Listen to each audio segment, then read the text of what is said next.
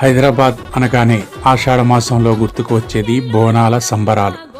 గోల్కొండతో అంబరాన్నంటిన బోనాల సంబరాలు రెండో వారంలో కూడా గోల్కొండలోనే జగదాంబ అమ్మవారికి సమర్పించే బోనంతో అంగరంగ వైభవంగా జరుగుతుంది. మూడో వారంకి వచ్చేసరికి సికింద్రాబాద్ మహంకాళి అమ్మవారికి బోనం సమర్పణ జరుగుతుంది. తొలుత జగదాంబిక అమ్మవారికే తొలి పూజలు దక్కుతాయి. ఈ ఆచారం ఎప్పటి నుంచి ప్రారంభమైంది అంటే కాకతీయుల కాలంలో ప్రతాపరుద్రుడు తొలిసారిగా జగదాంబ అమ్మవారికి బోనం సమర్పించినట్టు చరిత్ర చెబుతుంది. మరిన్ని చరిత్ర రహస్యాలు ఏంటంటే ఛత్రపతి శివాజీ మహారాజ్ కూడా గోల్కొండలో జగదాంబిక అమ్మవారికి ప్రత్యేక పూజలు నిర్వహించేవాడని తెలుస్తుంది. ఇంత విశిష్టమైన అమ్మవారికి మనము బోనాలు సమర్పించి అమ్మ నుంచి రక్షణ పొందుదాం. బోనాలు విశిష్టత ఏంటంటే బోనాలు రోజు మనం చేయాల్సిన పూజా విధానం ఎలాంటిదంటే అమ్మకు భక్తితో ప్రణమిల్లాలి. అమ్మకు బెల్లపు బువ్వ పెట్టే ఆచారమే ఈ బోనం. అమ్మకు తొలకరి వానలు పడగానే అమ్మకు బెల్లపు బువ్వ సమర్పిస్తే అమ్మ కరుణిస్తుంది. ఈ బెల్లపు బువ్వలో ఒక్కొక్కరు ఒక్కో పద్ధతిలో తయారు చేస్తారు. అయితే ఏ పద్ధతిలో తయారు చేసినా అమ్మకు భక్తితో సమర్పించడం ముఖ్యం.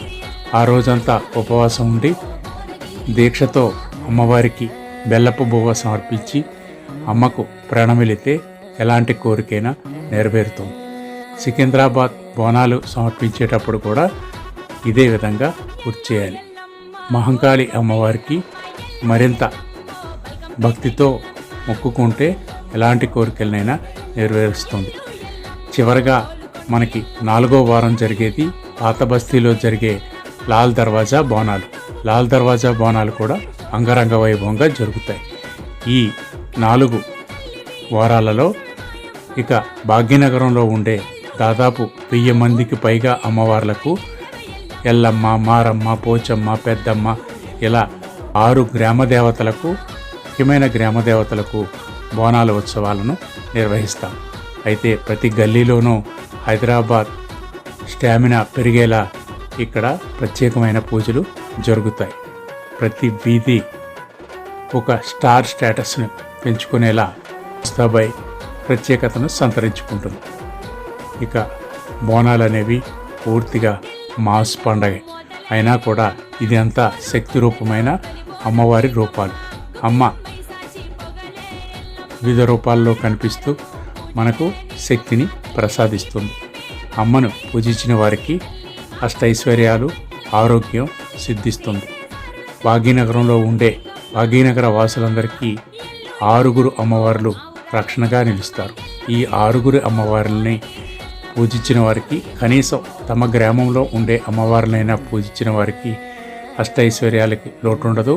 ముఖ్యంగా కుటుంబం అంతా ఆరోగ్యంగా ఉంటారు.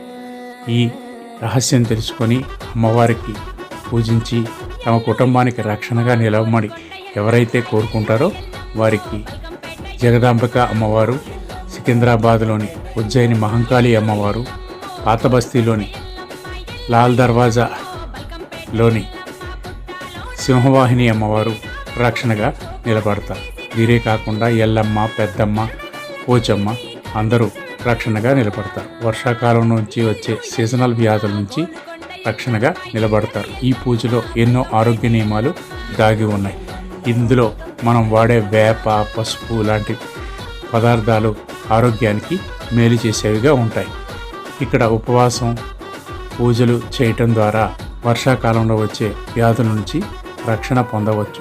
ఉపవాసం ఉండడం ద్వారా మనం నెక్స్ట్ కాలానికి సిద్ధం అవటానికి, ఆరోగ్యం మేలు కలగడానికి ఎంతగానో ఉపయోగపడుతుంది. ఇలా ఎన్నో ఆరోగ్య నియమాలు ఈ పండుగలో మనకి కనిపిస్తాయి. భాగ్యనగరం ఈ బోనాల సమయంలో ఓ గ్రామీణ వాతావరణంలోకి మారిపోతుంది.